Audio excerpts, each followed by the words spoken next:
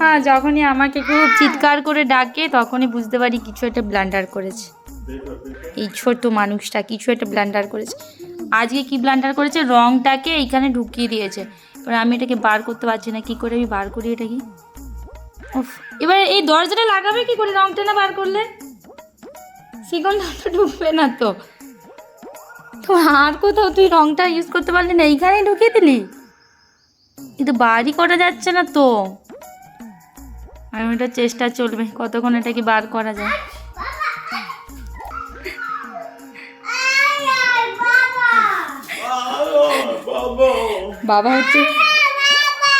বাবা হচ্ছে super hero না।